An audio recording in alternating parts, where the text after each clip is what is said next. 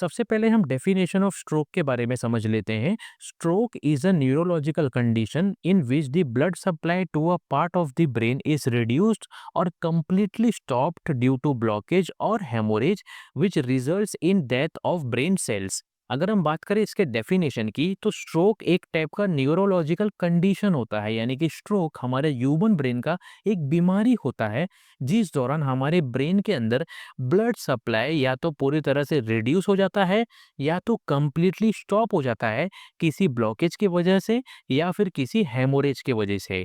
Stroke के दौरान हमारे ब्रेन के अंदर जो सेल्स होते हैं वो डैमेज होना चालू हो जाते हैं और इनका डेथ भी हो जाता है। स्ट्रोक को सेरिब्रोवेस्कुलर एक्सीडेंट भी बोला जाता है। सो ये तो था definition and introduction about stroke. Hope आपको अच्छे तरीके से समझ गया होगा। नेक्स्ट हम इटियोपैथोजेनेसिस ऑफ स्ट्रोक के बारे में समझ लेते हैं, यानी कि स्ट्रोक के कॉजेज क्या क्या होते हैं, किन वजह से किसी भी पेशेंट को स्ट्रोक हो जाता है, इसके बारे में डिटेल में समझ लेते हैं। The main causes of stroke are ischaemic stroke and haemorrhagic stroke. Ischemic stroke occurs when a blood vessel which supply blood to the brain gets blocked by a clot or plaque. Hemorrhagic stroke occurs when a blood supply in the brain ruptures or damage. Both the stroke causes reduced blood supply to the brain, which leads to lack of oxygen and glucose in the brain, causing cell injury and death of brain tissue. Other causes of stroke include atherosclerosis, hypertension, cardiac disorders like atrial fibrillation or myocardial infarction, diabetes mellitus, smoking, obesity and hyperlipidemia। Stroke के दो main causes होते हैं। सबसे पहला होता है ischaemic stroke.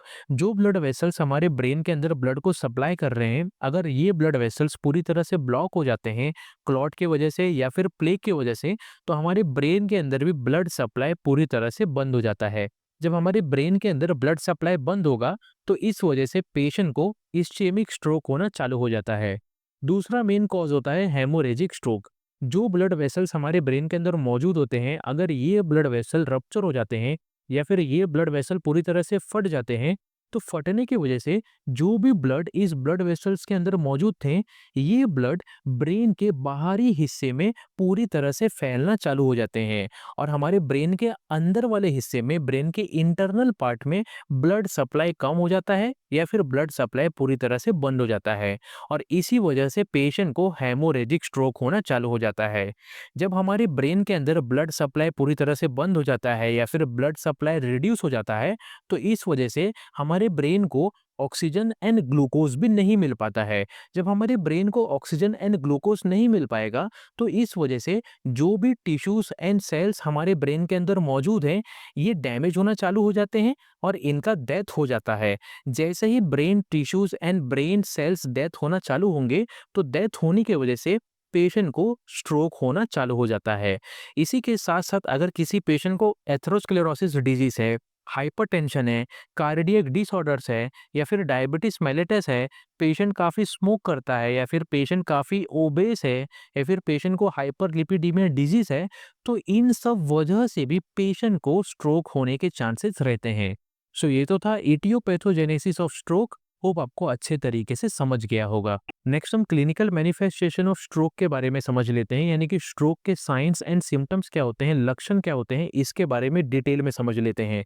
Common signs and symptoms of stroke include sudden paralysis of the face, arm और leg, usually on one side of the body.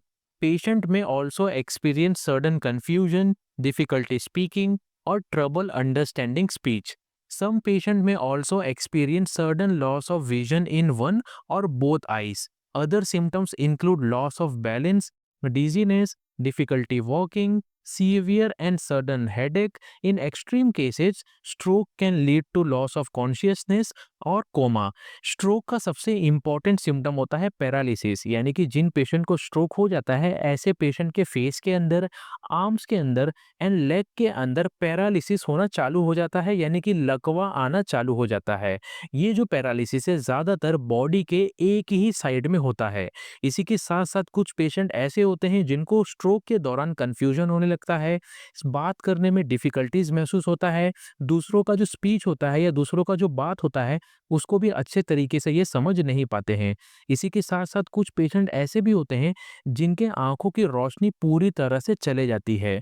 इसी के साथ-साथ पेशेंट का जो बैलेंस है वो भी लॉस होना चालू हो जाता है। पेशेंट को डिज़ीनेस महसूस होता है, वॉक करने में काफ़ी डिफ़िकल्टीज़ महसूस होता है और बहुत ज़ोर से इनके सर में दर्द होना भी चालू हो जाता है। अगर स्ट्रोक काफ़ी एडवांस स्टेज में पहुँच गया है, तो ऐसे टाइम पर पेशेंट का जो कॉन्शियसनेस है, वो भी लॉस हो जाता है, यानी कि पेशेंट बेहोश हो जाते हैं और पेशेंट कोमा में भी चले जाते हैं। सो ये तो था clinical manifestation of stroke. Hope आपको अच्छे तरीके से समझ गया होगा। नेक्स्ट हम non pharmacological management of stroke के बारे में समझ लेते हैं, यानी कि बिना किसी मेडिसिन के स्ट्रोक को किस तरीके से मैनेज किया जाता है, इसके बारे में डिटेल में समझ लेते हैं। Eat healthy diet with low salt, low fat to manage blood pressure and cholesterol. जिन पेशेंट को स्ट्रोक है, ऐसे पेशेंट को हेल्थी डाइट कंज्यूम करना चाहिए। ऐसा खाना खाना चाहिए जिसके अंदर सॉल्ट का अमाउंट कम हो एंड फैट का भी अमाउंट कम हो। इस वजह से पेशेंट का जो ब्लड प्रेशर है वो मैनेज होना चालू हो जाता है एंड पेशेंट के बॉडी के अंदर जो बैड कोलेस्ट्रॉल होते हैं वो भी रिड्यूस होना चालू हो जाते हैं। दूसरा है रेगुलर फिजिकल एक्सरसाइज। जिन पेशेंट को स्ट्रोक है, ऐसे पेशेंट को रेगुलर फिजिकल एक्सरसाइज करने चाहिए, जिस वजह से पेशेंट का जो मोबिलिटी है वो इम्प्रूव होना चालू हो जाता है। इसके बाद है क्विट स्मोकिंग। जिन पेशेंट को स्ट्रोक है, ऐसे पेशेंट को स्मोकिंग पूरी तरह से क्विट कर देना चाहिए, क्योंकि सिगरेट स्मोकिंग से पेशेंट का स्ट्रोक और ज़्यादा खराब हो सकता है।